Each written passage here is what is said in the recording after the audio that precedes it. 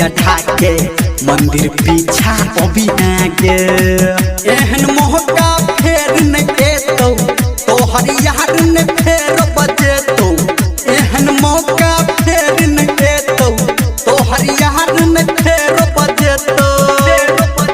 आगा पीछा न कोडी हाथ डेट गे आना मंदिर पे काल भेट गे आना मंदिर पे काल भेट गे आना मंदिर पे काल भेट गे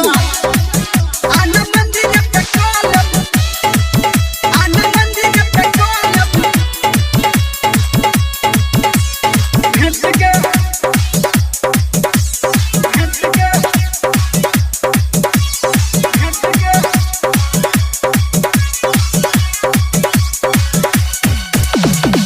हम दीवाना तोहर पियो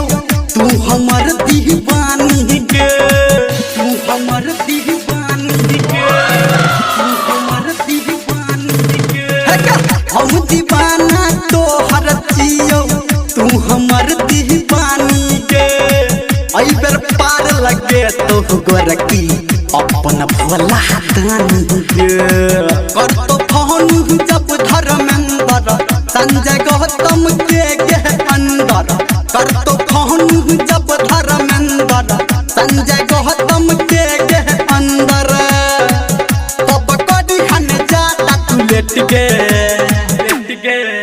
आना मंदिर पे काल भेट गे आना मंदिर पे काल भेट गे आना मंदिर पे काल भेट गे चढ़ले साहबन काल संवारी अभी हम मिलल भोला के दुआरी हम करब तोहर छौरी भेट गे आना मंदिर पे काल भेट गे।